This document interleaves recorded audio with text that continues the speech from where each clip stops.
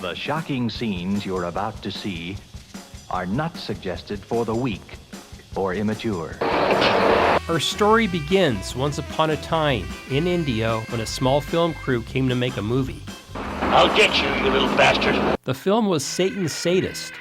The crew was led by director Al Adamson.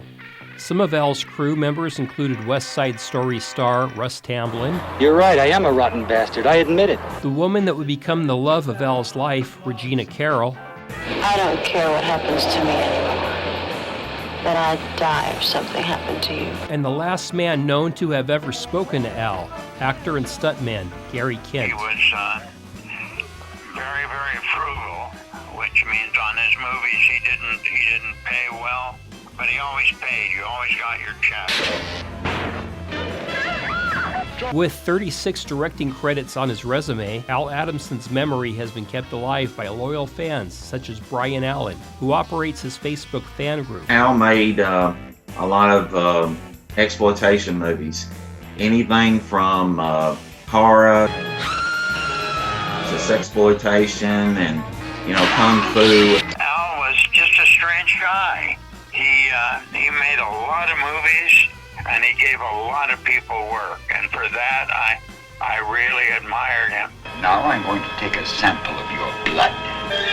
Some of the people that Al found work for were aging film stars that had been forgotten by Hollywood. The Ritz brothers, Yvonne DiCarlo, John Carradine was in a few. Lon Chaney, who needed work and needed to get his health benefits. Al would always pay him enough where he could get his health insurance for another 3 years. Seeing to the everyday needs of a working film crew on a shoestring budget wasn't easy, but being the consummate deal maker, Al always found a way. For example, the way he covered the food expense while shooting the 1970 film Smashing the Crime Syndicate. He fed his whole cast and crew on Kentucky Fried Chicken while that movie was going on because he made a deal with Colonel Sanders. He said, "Hey, I'll put you in my movie, but will you feed the cast?" And the Colonel said, "Yeah." Isn't that the most wonderful chicken you ever ate? Al was quite protective of his crew. In an old interview, Al himself recalls a run-in with one notorious figure while shooting at the Spawn movie ranch. Charles Manson came on the set. He was ogling the girls. Go right aboard. And I told Bud, I says, "Get him off my set." And Carlos took him cooking physically and moved him off the set. It was only a week later, while watching the news, when Al found out just how dangerous Charles Manson actually was. I'd take this book and beat you to death with it, and I wouldn't feel a thing. That same year saw the release of Satan's Sadist. Not only was this biker thriller Al Adamson's most profitable film to date, the film's production introduced Al to his wife, Regina Carroll. But you would frequently see them holding hands, and I just wanted to mention that theirs was a love story in many ways. And the city of Indio, which Al decided to call his home. Al and Regina lived happily in the desert until 1992, when Regina was taken by cancer. He was just very much in love with her until the very end. He was trying to get her to quit smoking. Gina was a heavy smoker, but Al was always trying to get her to quit. 3 years later, when Al became interested in fixing up his property for the purpose of flipping it, he hired an independent contractor named Fred Fulford. Al trusted Fred, and Fred immediately took advantage of that trust. Fulford was given a credit card to purchase supplies. He overspent and abused the account. During a phone call, Al discussed the matter with his friend, Gary Kent. Which he told me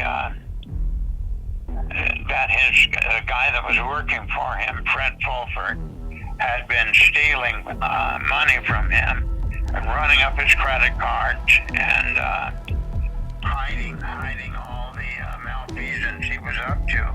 And he was going to confront him.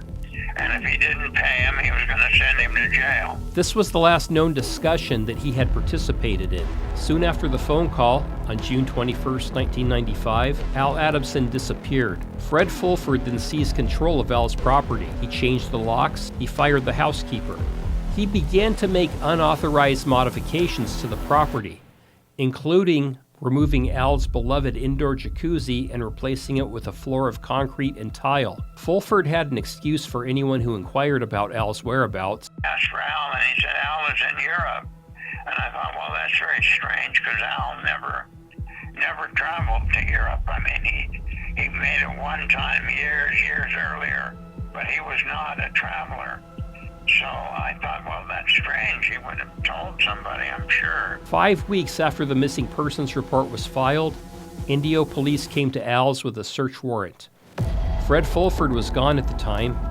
Investigators decided that they should focus their investigation on the tiled floor where the jacuzzi used to be. We were using picks, we were using shovels, we were breaking up the cement. We went at it all night. As we continued on down, we found what appeared to be a body wrapped in cloth.